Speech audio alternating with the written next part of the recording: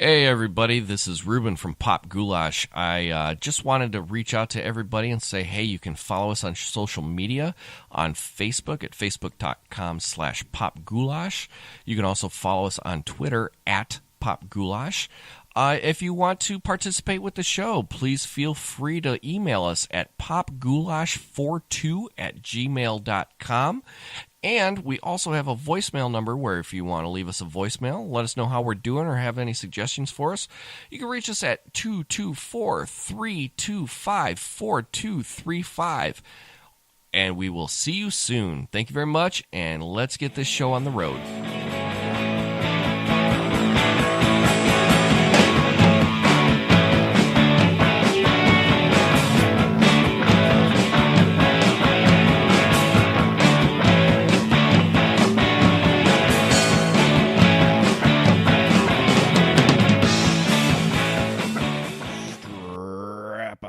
Goggles, bitches. It's time for some Pop Goulash. We got a bonus pod today. I literally just got home 5 minutes ago from the IMAX screening at 1 o'clock of Guardians of the Galaxy Vol.2. And let me tell you what, folks, this is not one you're going to want to miss. This is going to be a spoiler-free review. I just wanted to get this down fresh. Let's see, from the kick, it is just action-packed. Absolutely. From the get-go, from the drop, there's just a massive battle sequence. But you know what? Scratch that. Hold on. Let's go back. Let's go back to the beginning here. Finally got to see the Star Wars The Last Jedi trailer in IMAX 3D. I got the chills, and they were multiplying.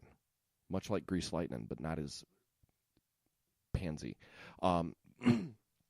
But the trailer for the for the Last Jedi looks amazing in the IMAX 3D. Holy shit balls! It is fantastic. Also got to see the trailer for Thor Ragnarok in the IMAX 3D, which everybody's pretty much seen both of these trailers online ad nauseum. But damn it all, if you're seeing them on the 3D IMAX, just takes it to a whole new level. Chris Hemsworth is dreamy as ever in 3 dimensions. Good Lord, people. Anyway, all right, on with the show. So yeah, it starts off with a massive action sequence that is just superior. Absolutely fun. Keep your eye on Baby Groot through the entire sequence. It's fantastic. Action like every 20 minutes. There's not a moment that you could be left just sitting there like, all right, this is boring. Can we get on to some stuff? No. I mean, this one jumps out of the gun at you and just keeps going. Laughs abound. And I'm sorry, Ant-Man, I think you may have just been ousted as my favorite Marvel movie. This one is fantastic, people. But yeah, it's funny. It's got heart. It's a story. How do I say this without spoiling everything? It's much like the first movie, it's a story about family. And, just a group of ragtags that get together. And family isn't necessarily always who you're born from, but it's who you choose in your life. And nothing else really brings that together like this film does. It's perfectly cast. It brings back the original cast from the first movie, plus a few extras. Rooker is back as Yondu. We got Chris Pratt, who was also dreamy, as Star-Lord. Peter Quill. Gamora, who is absolutely dreamy. Holy shnikes. Even Zoe Saldana, you could paint her in any color, and she's just amazingly beautiful. I even thought she was hot as a elongated cat lady in Avatar. Dave Bautista as Drax the Destroyer. Always funny. Brought in a couple new characters. I mean, Rocket and Groot, obviously. We got Vin Diesel reprising his role as Groot, Bradley Cooper reprising his role as Rocket Raccoon. But we got a couple new characters this time around. We got Mantis, who is an empath, and she was fantastic in the movie. And then they bring in the big guns. This is not a spoiler. Everybody knows who it is, but Kurt Russell joins the Marvel Universe as Ego the Living Planet, a.k.a. Star-Lord's father. and he is just as charming as all get out. I'm saying, like, but he is fantastic in this role. Absolutely fantastic. Absolutely meant to play this role too. I mean, all the cockiness and cocksuredness that he has, and say like his greatest features, like Big Trouble in Little China or Snake Plissken in the Escape from L.A. and New York. Just he is Kurt Russell, and he is amazing in it. Sylvester Stallone joins the Marvel Universe in this movie, although in a very abbreviated portion. I mean, he's doesn't have a whole lot of screen time, but his screen time is pretty impactful. Who else? Oh, there's one awesome cameo I'm not going to drop because you're just going to have to see it to believe it. Let's see, what else is there? It's just, it's the special effects are a little overboard at times, but nothing that's detracting. I mean, there are definitely scenes in the film where you're like, well, they're on a blue screen for that one, but you know what? It's how else are they going to recreate alien worlds without spending probably 3 times the budget on actual set design, and paying carpenters and folks to actually build the sets. So I'm not going to take that away from it. But this movie is it's just a blast. It's so much fun. And then, it's a story, like I said, it's a story about family, but it's also a story about fathers and sons. And there are many ways that you're going to be able to take that, and you'll see when you actually watch the movie, but it God damn it makes so much sense.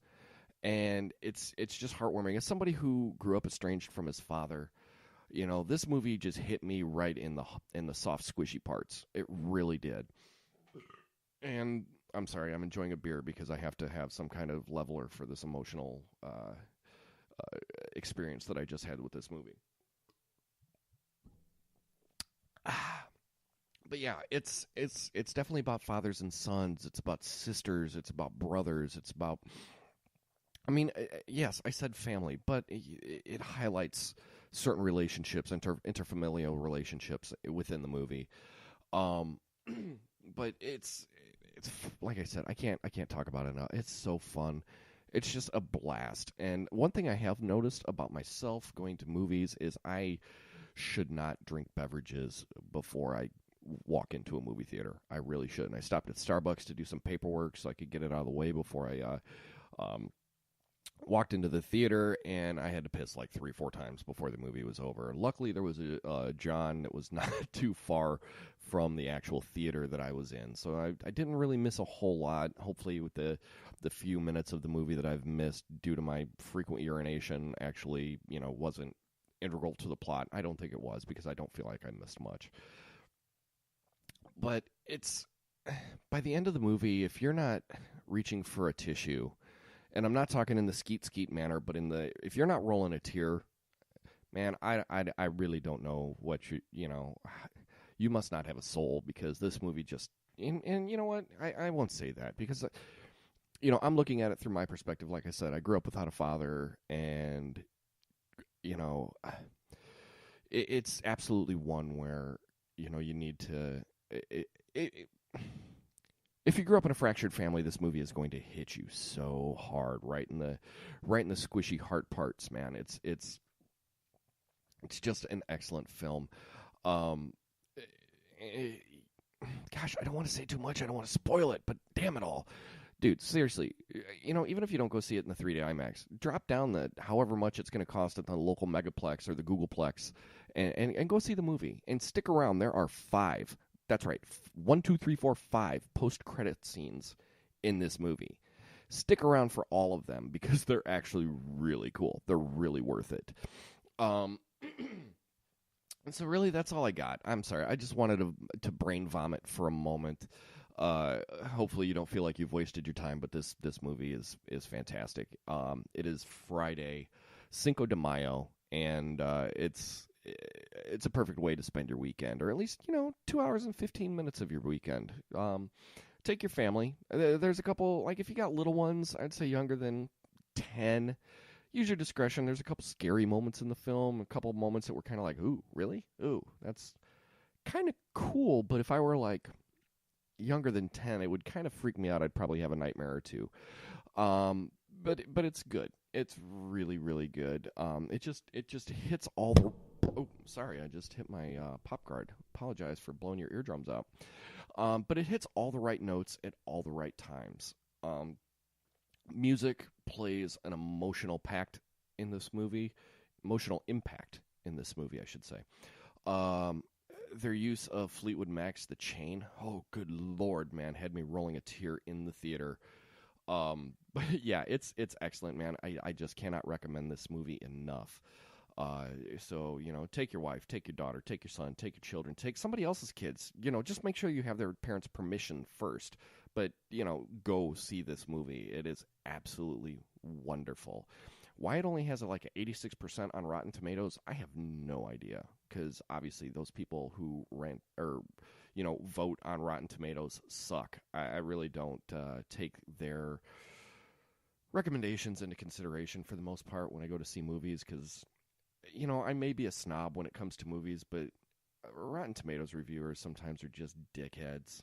They really are. It's like you just give the troll the keys to the kingdom, and whatever, go suck it, you bastards.